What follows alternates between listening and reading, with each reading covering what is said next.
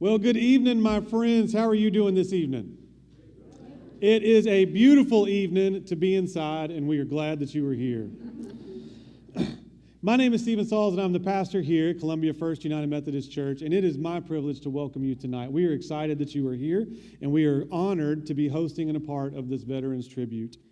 We welcome you. This is the 21st annual Veterans Tribute here at our church, and we welcome all veterans. And so they have asked me if you would mind standing for those who are able to stand if you are a veteran. If you're not able to stand, that's okay. You can raise your hand, and we would like to thank you for your service.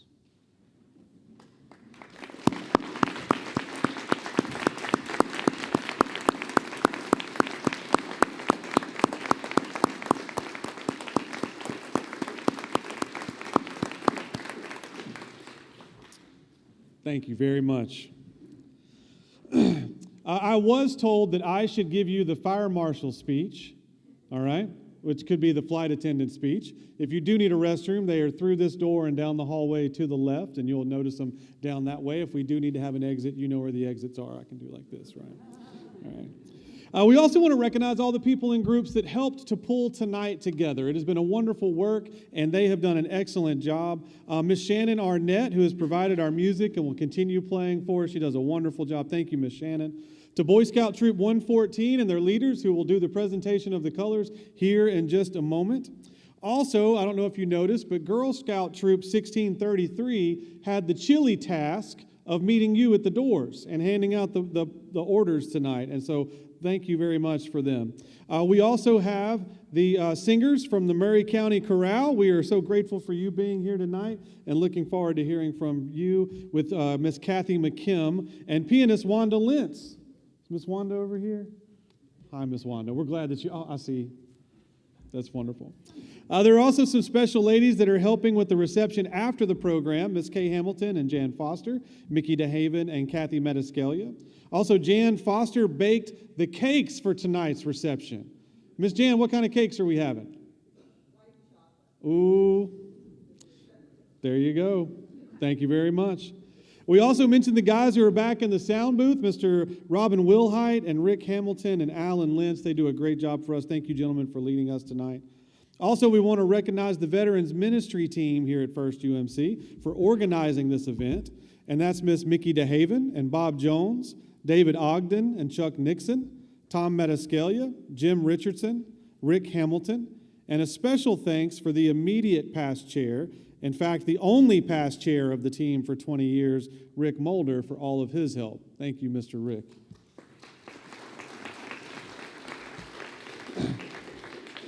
Did you sit out there so we wouldn't recognize you? Is that what happened? Well, we're so glad you're here, Mr. Rick. At the conclusion of the program, all veterans, including those who served in the National Guard, are asked to stay for a picture, and we gather right up here for your picture. Thank you for allowing us to do that here in our sanctuary. And after the program, there will be a reception right out here in what we call the atrium, but through these doors, and there will be refreshments. And then on the back of your program, we also honor the deceased veterans from First UMC. I'm just going to tell you, they gave me a sheet, and I just read it to you, okay? We are going to have a great thing tonight. We are so excited to hear from our speaker, and we are excited about this time to honor our wonderful veterans here in our congregation and in our community. We hope you enjoy the music and the program tonight as we honor all military veterans. If you would, please bow your heads and pray with me. Lord of all mercy, we are grateful for your guidance in our lives and in the life of our country. We are grateful for the men and women who have signed up to serve, those who have given of their time and their energy and their lives so that we might be free, so that we might see what it means to love your neighbor as yourself, and that no man have greater love than to give his life for another. So tonight we come together in this place to honor you and to honor those who have served in our nation's military in all branches. Lord, thank you for this opportunity to gather together. Thank you that we have the freedom to do so. In Christ's name we pray. Amen.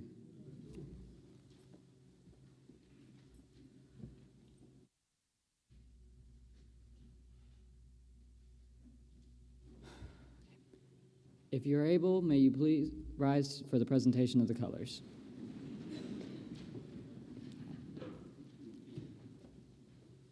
Color guard, advance.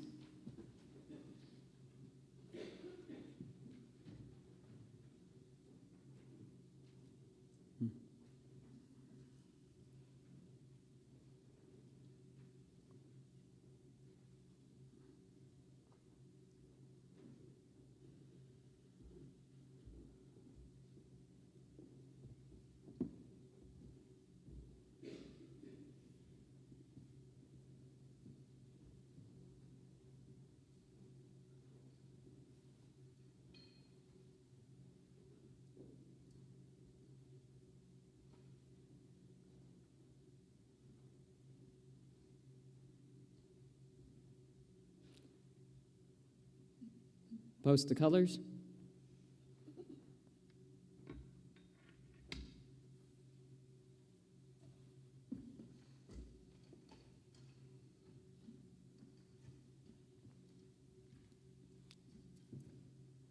Will you please join us in the pledge to the flag? I pledge allegiance to the flag of the United States of America and to the republic for which it stands, one nation, under God, indivisible, with liberty and justice for all. You may be seated.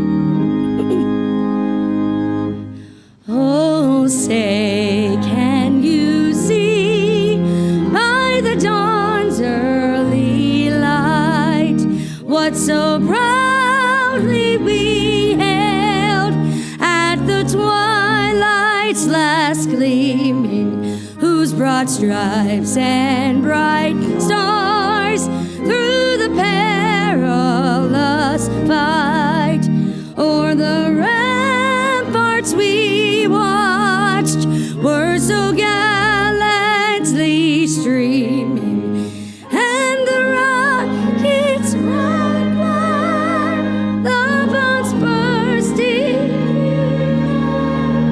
gave proof through the night that our flag was still there.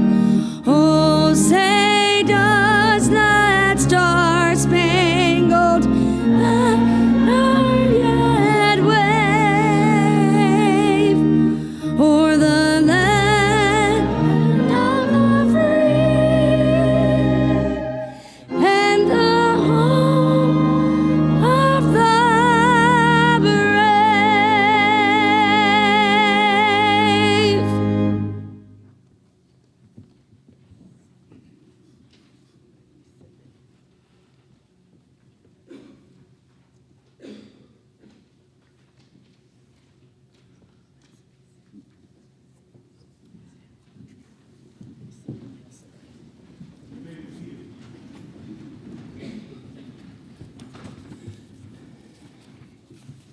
I have the distinct honor of reading the list of deceased veterans from First United Methodist Church. If you are a family member or a friend of one of the deceased, please stand if you're able when their names are called out. A bell will be rung in honor of these veterans. Afterwards, taps will be played. Please all rise when taps is being played. John Abernathy, Howard Alderson, Cam Anderson, Cecil Andrews, Eddie Baker, Tommy Bates, Lou Bissonette, Preston Blackman, Neil Blair, William Bolton, Bob Bradley, J.P. Brown, William Brussa, James Bumpus, Lamont Carden, Robert Cathy, William Chaffin, Wendell H. Church, Robert Connor, Leslie Claiborne, Ed Cox, Howard DeHaven, William Dennis, Madison Dodson, Clark Duncan, Billy Evans, Richard Fly, Al Frakes, Ewing Frakes, James Frakes, Ron Gilbert, Andrew Harris, Rex Hartsfield, Robert Hawkins, Cass Hayes, Ray Hickman, Wayman Hickman, Charles Henson, Charles Honeycutt, James Ingram, Ronald Johnston, Van Jones Jr., Barney Kappelman, Chancellor Lacey, Ronnie Lankford, Ned Loffmiller, Harold Ledbetter, Tillman Lee, Jim Lester, Buck Locke, John Matlack, Jim Martin, David McLean, Clay Miller, Lewis Moore, Ronald Neeson, Jim Parker, Leon Parks, Robert Parks, Joe Paris, Joe Pearson, Raymond Ray, Earl Rhodes, Jim Rogers, Billy Rogers, Donald Sanford, Joe Hagee Scott, Curtis Salee, Dan Singstack, J.B. Shepard, Frank Sowell, John Springer, Richard Stewart, G. Kelly Strickland, Louis Strom, Ed Thomas, Bob Tillis, John Usry, Joe Waddle, Lem Wagster, Joe Webb, Bob White, Joe White, Homer Wiley, Dr. Robert Wilhite, David Wise, and James C. Wooten. We salute these members of the First United Methodist Church who have fallen, and thank you.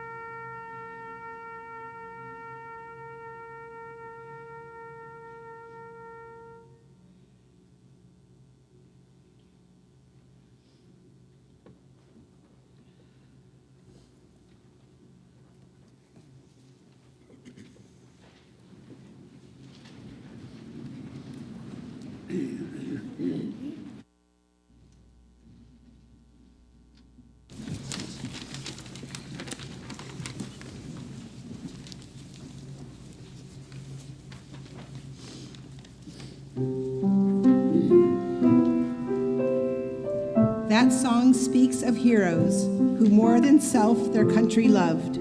From the days of our early American patriots through current conflicts, these are the men and women who have served our country in military service. We want to recognize those of you who have served or are serving in our armed forces. And so we invite you to stand when the theme song for your branch of service is sung. Please allow us to honor you today. Air Force.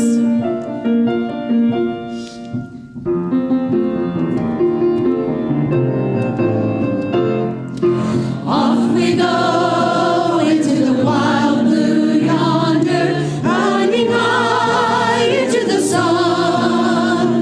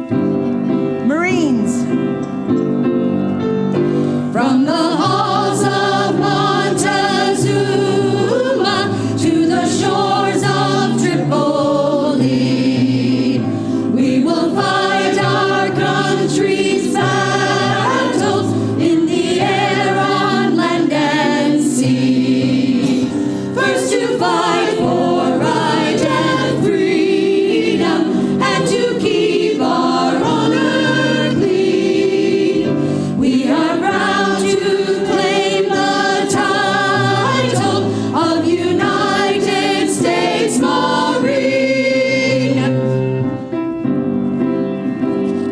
Marines.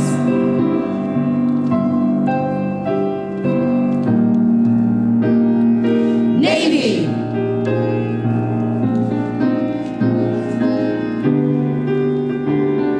Coast Guard.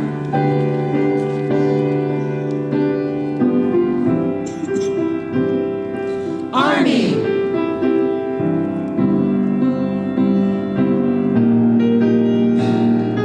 Air Force.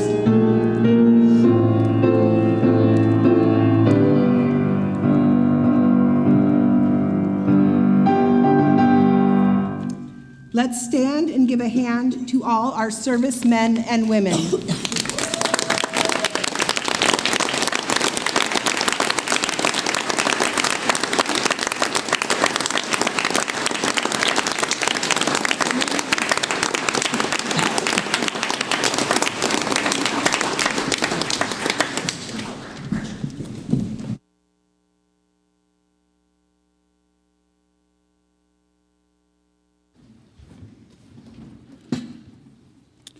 Good evening. I'm not Tom Matascala, I'm Jim Richardson. I've been asked to introduce our speaker tonight. But before I do that, I think the choral deserves another round of applause for such a wonderful performance. Outstanding. Well done. Many of you know Tom Matascala. He's been a member of this church here for many years. He and I have done many activities together, and I consider him a very good friend. Tom, though, was raised in Connecticut, Farmington, Connecticut, the son of Chet and Grace Matascala. His father, being an employee of Pratt Whitney Engine Company, was very proud that his son became an aviator, having manufactured aviation parts most of his career. Tom attended the Citadel, graduating with a degree in math and computer science, and commissioned as a second lieutenant in the Air Force in 1984. He then was assigned to U.S. Air Force pilot training in Columbus, Mississippi.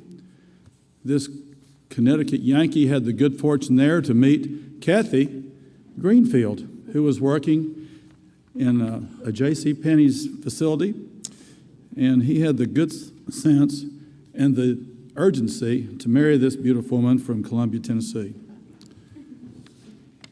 That union produced two children that they adore, Corey Matascala and Tyler.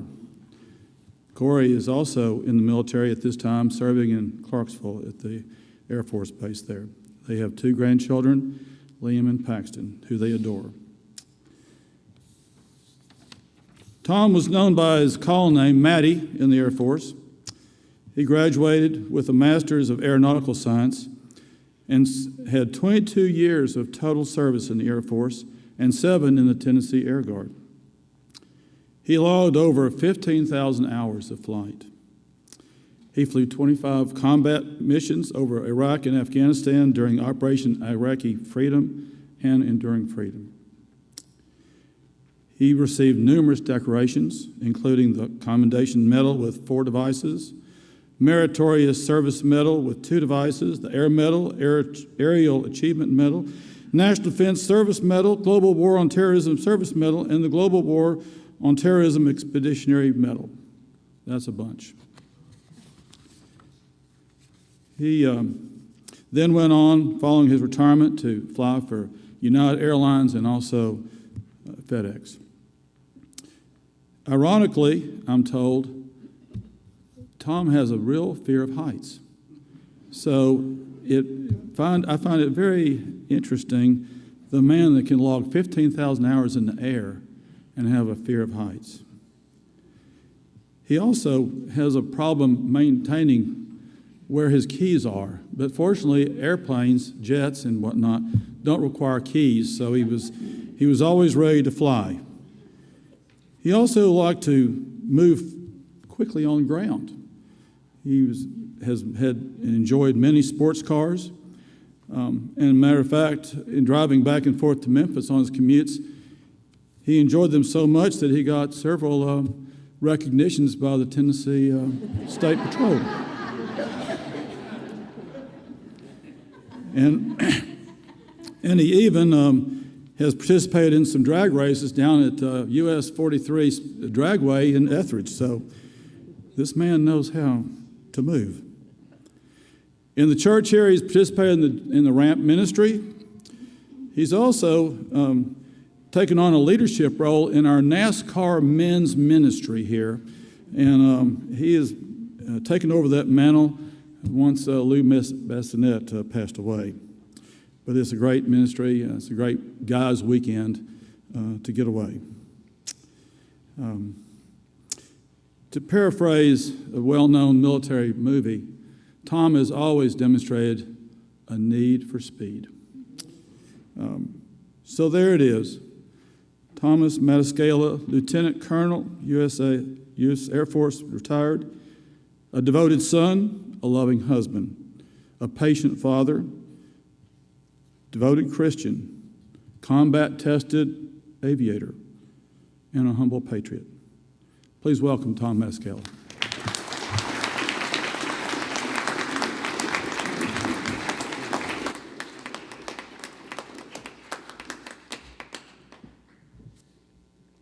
Wow, I'm going to try to live up to that introduction. But last year I did this, and when I was asked to do it again this year, I said, well, I don't want to just get up and say the same thing because some people are going to be here that were here last year. So I've made it quite a bit different, and I hope you all enjoy it. Again, being from the military, you always start off your presentations with a joke. So, what is the only thing bigger than a pilot's watch? That's his ego. There you go. So, me and Kathy, there'd be times where I would, I guess, let my ego get in the way, and she would say, it's because you're vertically challenged, you have to have your ego rule the... So, and I would say to her, I'd say, honey, it's not my ego, it's because the size of the watch that you gave me. So, but I started my military career at the Citadel in Charleston, South Carolina. In fact, I need to get my pointer out here. Thanks, Rick. And I always wanted to be an Air Force pilot. So that was a military college, and I went down there and I said, man, this place is awesome. They got beaches, they got palm trees, we got corn dogs. Of course, growing up in Connecticut, the cuisine is quite a bit different than in Charleston, South Carolina. And so I quickly learned that being a Yankee at the Citadel in Charleston, South Carolina was going to be an experience. When I was in high school or growing up in Connecticut, the only time I ever heard about the Civil War was in history class. And I got to Charleston, and it's, oh my God, it's like it's still going on. I mean, there's rebel flags everywhere, and they're calling me a, quote, damn Yankee. What are you doing here? And, but I really fell in love with the South going to the Citadel. So maybe that was one reason I said I got to marry a Southern girl. One interesting story is, I don't know, I mentioned this last year, but the Citadel cadets actually fired the first shots of the Civil War. And what happened is the commandant of cadets one morning said to his class, he said, all right, cadets, you have a choice. You could be in class all day today like every other day, or you could go with me. We're going to go out to John's Island, and we're going to fire on the Star of the West, which is a Union supply ship for Fort Sumter. And, of course, all the cadets said, yeah, let's go shoot at the ship, better than sitting in class all day. So they went out there with some cannons and muskets, and sure enough, Star of the West was coming up Charleston Harbor there, and they fired on it, hit it a few times. It turned around, went back out to sea, and A few days later, came back with the Union Navy. And of course, then the big Battle of Fort Sumter happened. So I always thought that was kind of neat. Let's see.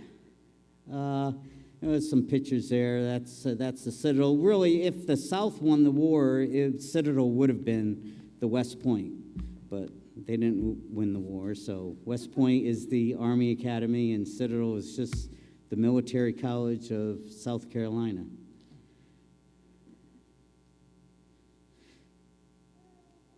Uniforms are almost identical, except for some of the badging, basically.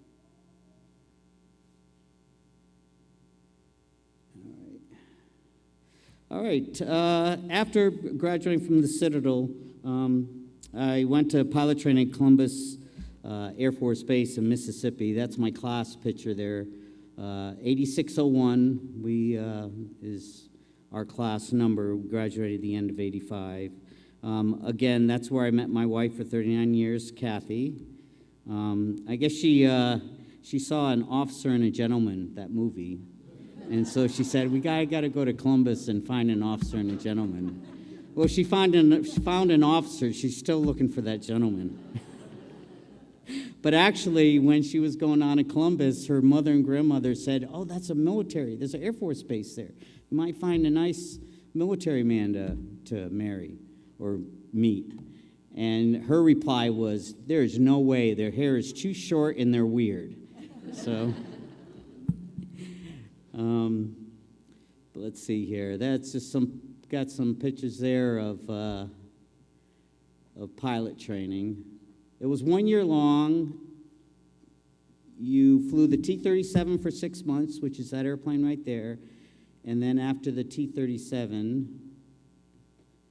there's the cockpit of the T-37. You flew one of the last flights in the T-37 was the four-ship. That was your first introduction of four-ship flying. And then you spent the next 6 months in the T-38, which is a supersonic trainer. Great airplane. Love that airplane. Ended up flying it for 10 years in the Air Force as an instructor pilot. Liked it so much. All right.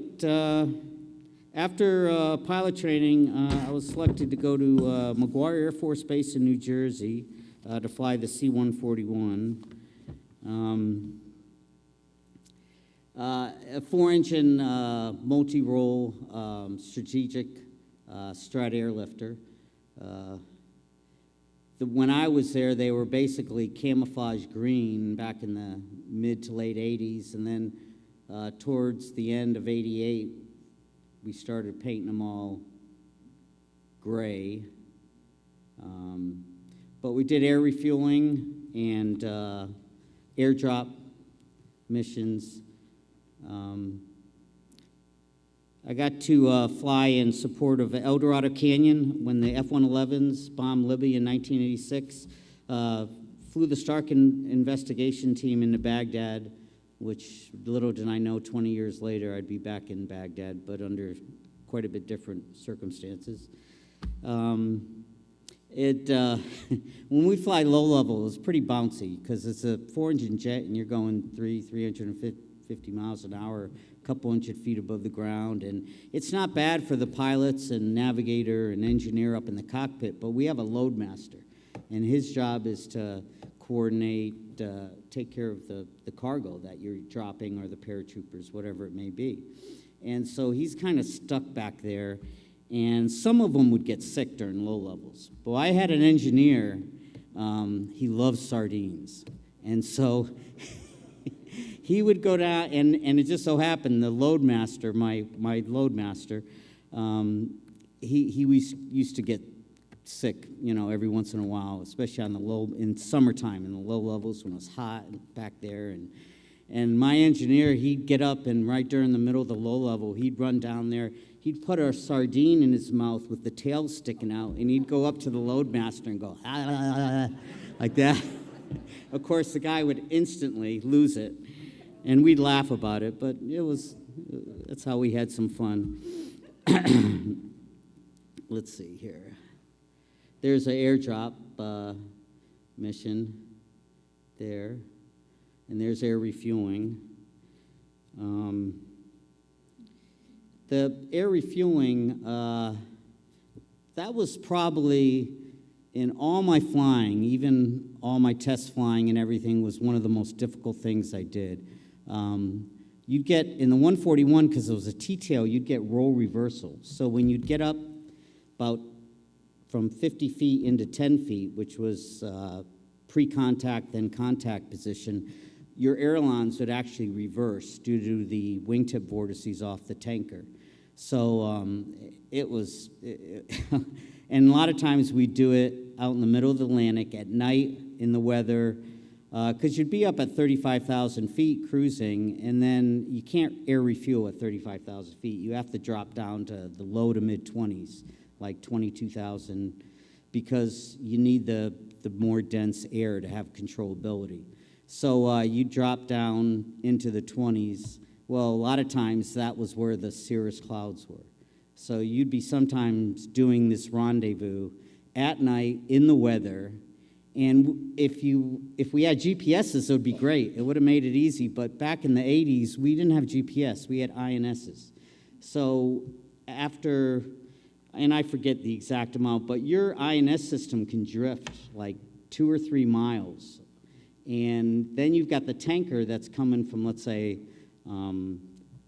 Lakenheath, England, meeting you in the middle of the Atlantic, and his INSs could drift 3 or 4 miles. So you've got coordinates at the certain point you're supposed to meet, but if you could be like up to 6 miles off course and not know it. So once we got towards the rendezvous point, we'd use our radar, and hopefully you'd pick them up on the radar, and then we'd do the rejoin using the radar. But now with GPS, it would be really pretty easy, I think, because you just put the coordinates in and you meet at the agreed upon time at the lat long coordinates. I think we got, there we go.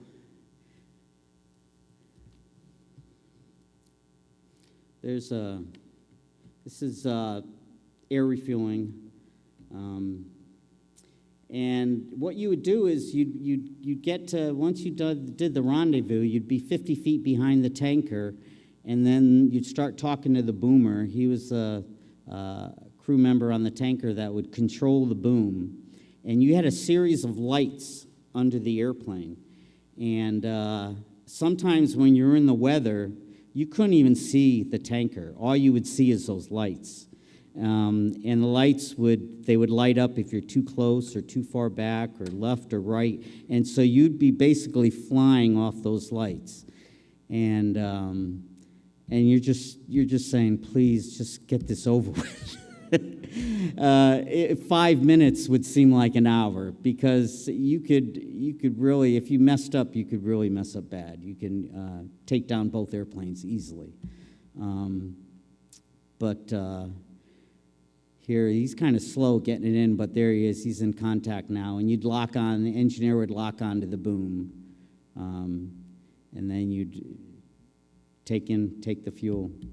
And you always had a bingo point where if for some reason you didn't meet up with the tanker, you can divert someplace. Like we'd divert to Lodges or Greenland or somewhere that you didn't run out of gas in the middle of the Atlantic. So you always made sure you had a point, because sometimes, and it happened to me, I think just once, is you get up to the tanker and then for some reason you're not locking on. It's not connecting, and it's not your fault. It's just a maintenance issue. So you divert to your bingo airfield.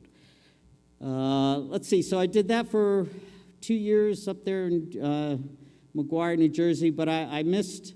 Even though it was kind of exciting flying the 141 airdrop and air refueling, but I missed flying supersonic and pulling G's, so I volunteered to go back to Columbus Air Force Base as a T-38 instructor pilot.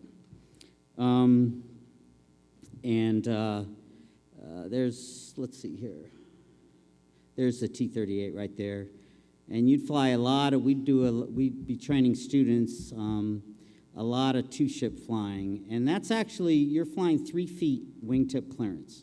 Now, of course, the wings aren't overlapping, so it's 3 feet wingtip clearance, but you're staggered back, so It's quite a bit more than that, but it's only really 3 feet if you came up parallel to the other airplane. That's what we'd call the fingertip formation. Funny story is what we do, the new students, we'd get the new students, they'd come over from the T-37 and T-38, in their first flight, you'd take them out there, and you'd go through, we wore what we call speed jeans, the G-suits on the airplane. So these students, they didn't have G-suits in the T-37, so everything's new to them. So you'd go up there and you'd have to test your G-suit before, and your oxygen and your helmet and everything, but you test your G-suit before you went out to the airplane.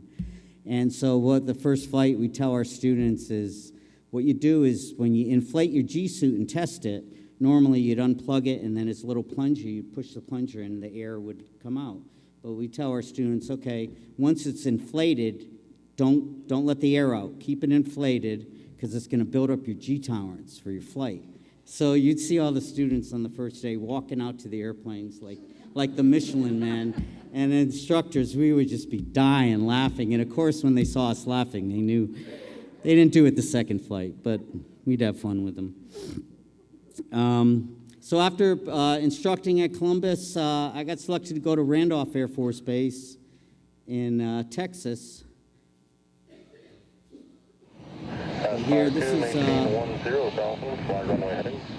Randolph T-38 takeoff.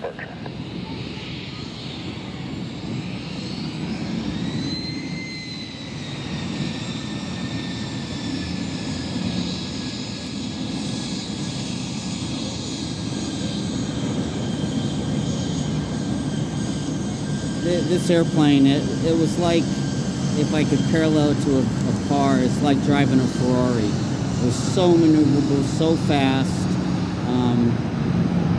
It wasn't fly-by-wire, so you still had full feel of the aircraft. It was just a great airplane. But this takeoff, this is called an unrestricted takeoff, and I would do this flying test flights. Normally, I'd get unrestricted clearance all the way up to 45,000 feet. And this is the type of takeoff I would do, and it was part of the test flight profile.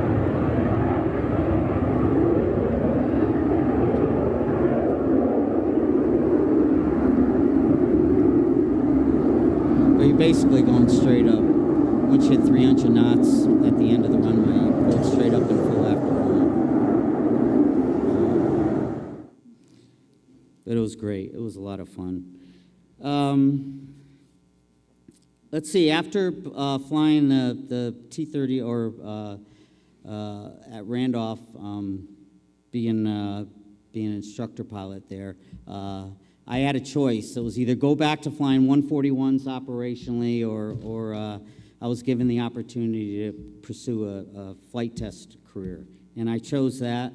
So ended up going out to the Flight Test Center out at Edwards Air Force Base in California. And the funny thing about that is that's out in the middle of the desert. And they always told you, when you bring your wife and family, you bring them at night. So they can't see that you got to, from the time you go through the front gate to the time you get to actual base housing, it's like 25 miles. And so they don't see that you're 25 miles from the closest town or anything on base there. So I don't know, did I bring you at night? I think I brought you during the day. But she was always a good sport. I brought her during the day because I know she wasn't going to complain. Out at Edwards, I was flying the C-141 test bed. It was an A model. This one right here has got an F-15 nose on the front of it. We test the advanced radar systems on the F-15 and F-16 on this airplane. We had another airplane. We tested electronic countermeasure systems, and that one, I don't have a picture of that one, but there's the, that's actually the A model that we used at test pilot school, and there's a test pilot school, C-23. We'd fly formation and do, when they were doing certain tests with the photogs, take pictures. Let's see, Edwards, if you all saw the movie The Right Stuff, my favorite movie, of course, of all time, that's where it is, out there in the Mojave Desert in California. After flying the operational test on the 141A, I was selected to go to test pilot school, and I was an instructor there at test pilot school flying the 141, the C-23, which is that little airplane down there, and then re-upgraded in the 38 before I left. Interesting note was Jimmy Doolittle III, the grandson of Jimmy Doolittle, was my commandant. Great guy. And of course, Chuck Yeager, he used to come and once a year, it was anniversary of test pilot school, he'd come and he'd fly either an F-15 or F-16 with test pilot school F-15 or F-16 instructor pilot. But it would be funny because they'd all draw straws and the loser would have to fly with Chuck Yeager. Because Chuck Yeager, you talk about egos. And you know, he was like 70 years old when he was coming in, when I was there, when he was coming to fly. And these instructors would be like, "Oh God, I gotta fly with Chuck. He's gonna kill me," you know. But no, I met him a few times. He seemed to be a very nice guy, and just of course, me growing up, he was my ultimate idol. I mean, to me, he walked on clouds. So. During my time at test pilot school, I got to fly like 20 different airplanes. They all thought it was a big flying club there at Edwards because, of course, you've got the Flight Test Center, which is testing all the different aircraft. Like they were testing the B-2. My boys called it the Bat Plane. They were testing the B-2 at the time, and I got to fly F-16, F-15, F-111, B-52, B-24 Liberator. So, needless to say, I enjoyed it. After that, after flying out at Edwards, I went back to Randolph. I was hired to be the chief T-38AB test pilot for the wing. That I really enjoyed because normally I still guest flew with the students, which again at Randolph it's pilot instructor training. So you're training the students, which are already pilots, you're training them to be instructor pilots. So I guest flew with the squadron, but my main job was doing the flight test of the T-38s. And what they do is they'd have different phases of maintenance, but a phase of maintenance, they'd pull the wings off, pull the engines out, pull the hydraulic systems, basically rebuild the airplane every like 5,000 hours of flight time. And after they put the airplane back together, it was my job to go ahead and take it for a flight, make sure everything was right on it. And sometimes it was, and a lot of times it wasn't. But it was funny. I had this one aircraft, and I told the story last year, but it's worth telling again real quick, is that part of the FCF profile is you'd go supersonic, and then you slow down, and you'd go from the high area to the low area, and you do an alternate gear extension where you pull this handle, and the landing gear comes down just by gravity instead of by hydraulics. So this one airplane, every time I'd alternate gear extend, the engine would flame out. And so not really that big of a deal. You descend down to a lower altitude, get into the restart envelope, and restart the engine and declare an emergency and come back. So every time I'd come back, maintenance guys would say, "Yeah, we found out what was wrong, we fixed it. Okay, take it up." Same thing.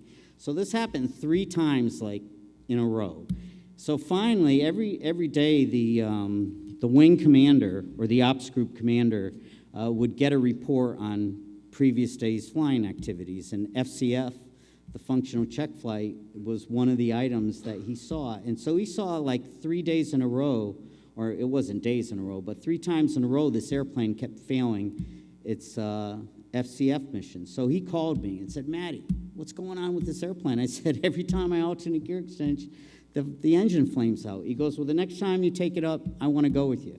So it came again, maintenance said, "Yeah, it's fixed." So we threw the general in the back seat and took him for a FCF ride, and we got to the point, alternate gear extended, and boom, engine flames out. And he's like flipping out in the back seat. And I'm like going, chill out. This like happens to me every day. So, don't worry about it. Of course, generals don't fly test missions, and they don't fly, very often. So he was a little bit upset. But, so we got the engine restarted, no big deal. We came back, declared an emergency, came back and landed. Well, a few days later, again, maintenance says it's fixed. And sure enough, I went out and flew it, and it was perfect. So I was like, well, it's good to know generals. And, he got on the phone as soon as he landed. And probably some people got fired, but he got it fixed for me. So let's see. I know I'm running a little bit long, but this is Randolph T-38s. And again, a lot of times we would fly 2-ship, sometimes 4-ship formation.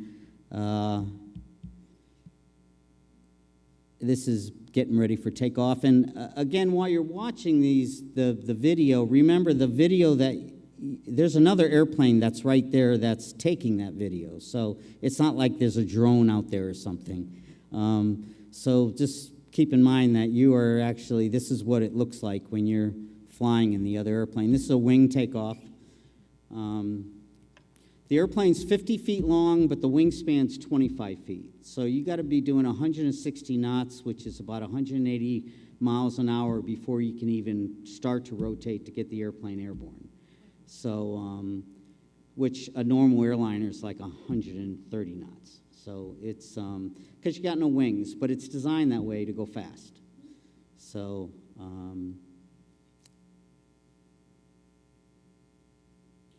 let's see, this is just right now, this is a 4-ship, but they took off, you would either do a delayed 4-ship takeoff where you, 10 seconds after each other you'd go, or you do 2-ship formation takeoffs. And looks like what they did there is they did the 2-ship formation takeoffs. But and this is fingertip formation. And they're moving from fingertip now to what they call echelon formation. Echelon formation is when all the airplanes are in line, and when you're flying and you're turning, your windscreen is right up above the belly of the aircraft in front of you. So you don't want to pull too hard, or else it could really ruin your day.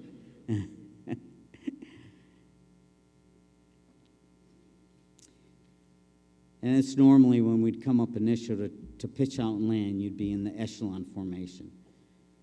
And you'd pitch out 10 seconds or 5 seconds behind each other.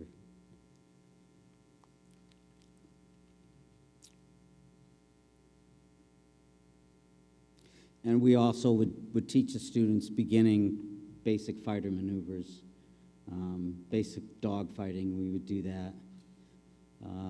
But that was only a few sorties, because the students that went on to fighters would go to Holloman and go to fighter lead-in school, which is a different school.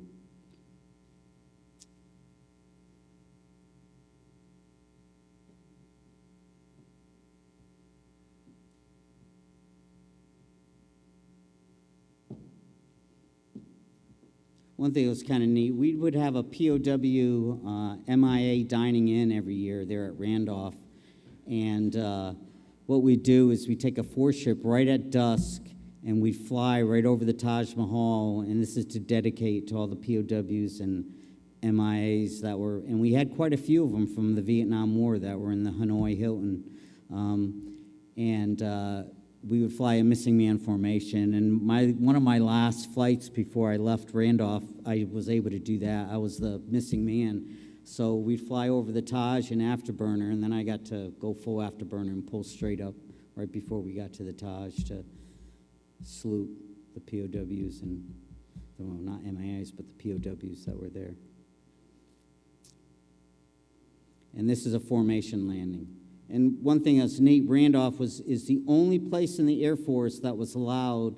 We would do teaching the instructors, because they had to be able to to be safe with the students when they got back to their bases is we'd do touch and goes. So we'd actually touch down in formation like this and then accelerate and take off again in formation. And that wasn't allowed anywhere else in the Air Force but at Randolph to train the instructor pilots. All right.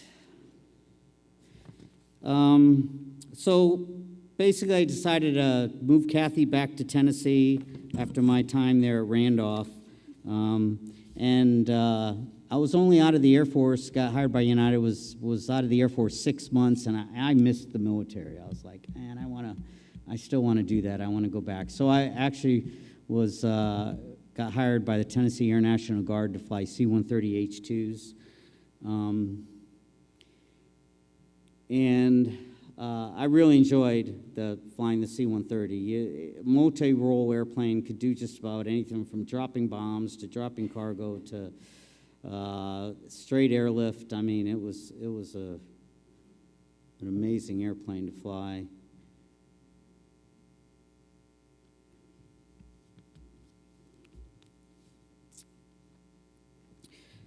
Let's see, deployed out to the Mideast during Operation Iraqi Freedom and Enduring Freedom. Got to sleep in a 12-man tent for 6 months. So now when I go camping, it's like it's going to be a heated, air-conditioned cabin with a hot tub. I am not doing any tents. My son asked me to go camping. I'm like, I've had enough of camping in my life. Let's see. Real quick story about flying in Iraq. Right when the war started, we were called in for a briefing, an intelligence briefing, that we're going to fly and do an airdrop with the 82nd Airborne over Baghdad. So the intelligence, they would show pictures, and you'd have circles based on AAA, SA-2, 3, 4, 6, or 8. All had different ranges, and the Roland was the most deadliest because it was mobile and had the longest and most technically advanced system on it. And so they show us pictures, and all the little red dots are where the known anti-aircraft threats are. Well, over Baghdad, it was purple because there were so many red circles overlapping each other. And they said, you're going in there. You're going to do an airdrop. And we all looked at each other like, oh, and by the way, we're expecting a 40% loss of aircraft. And we're looking at each other like, these guys are insane. But what do? You salute smartly and you do your job. And we all were ready to do it if that's what it called for. But the Army was moving so fast up Iraq, they took over the airfield before we had to do that mission, thank God. So I got to fly like the third C-130 into Baghdad. We landed actually on the ramp because all the runways were taken out by the Air Force. Let's see. I think we have a video here.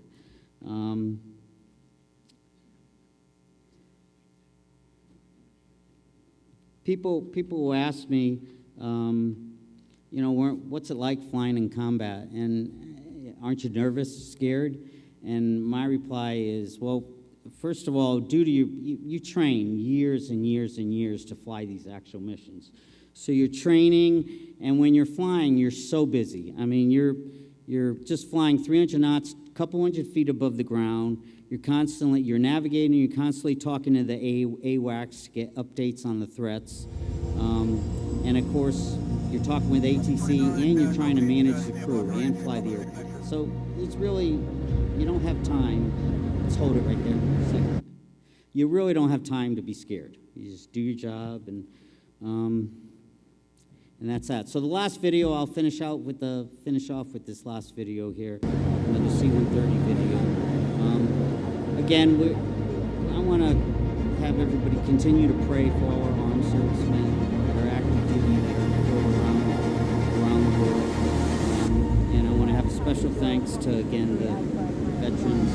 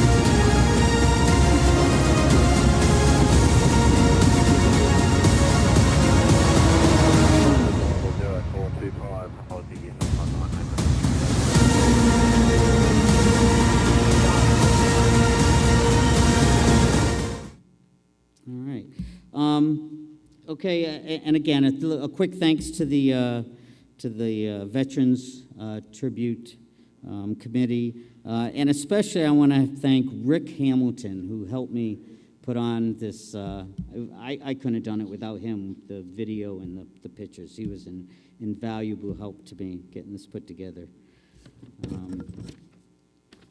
And that's all I got. A little longer than I wanted, but thank you very much.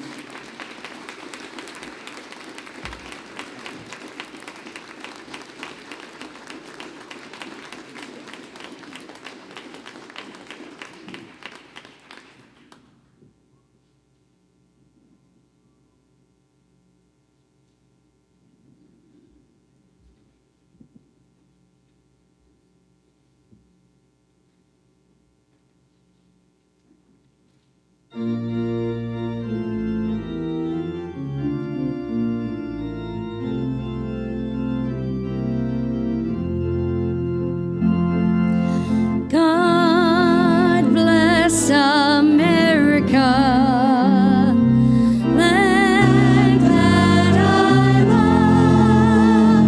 Stand beside her and guide her through the night with the light from above. From the mountains to the prairies to the oceans white with foam. God bless America, my home, sweet home. God bless America, my home, sweet home.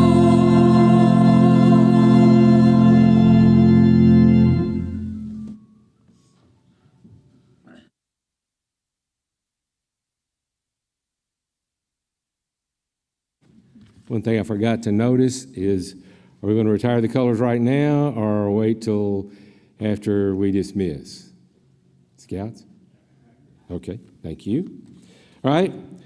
I want to also do some special thanks, and his name has come up a couple of times, but I am a co-chair of this committee, and the other co-chair is one Rick Hamilton. And just like what Tom said, by the way, thanks, Tom. This is a great presentation. It did not take too long. I could have watched those videos for a lot longer. But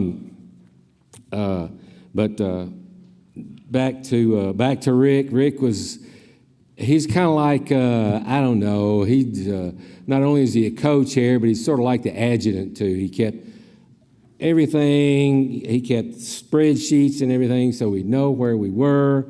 And as you can just tell by watching me tonight, I'd get lost and wouldn't know what to do, and didn't have Rick whispering in my ear tonight, so I didn't get away with it as much. But anyway, let me close this by saying, all veterans, please stay for pictures right up in here. We'll take pictures. Refreshments is after we dismiss will be right out there in the atrium. As Pastor Stephen said, I think we're going to have white cake and chocolate cake, and this is handmade, homemade by Jan Foster, and not a Walmart cake. And a special thank you, of course, to the Murray County Chorale here. Let's give them a big hand. They were great, weren't they? Thank y'all so much. Thank you. Boy Scout Troop 114 and this is their first run at this, the Girl Scout Troop 1633.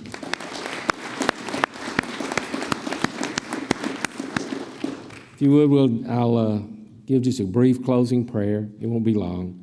Father, we thank you so much. We should always be grateful to the many, many blessings you give us. And this nation is incredibly blessed. And one of the great blessings is our military families. They watch over us. They protect us. Father, we ask that you continue their success and watch over each and every one of us as we leave this evening.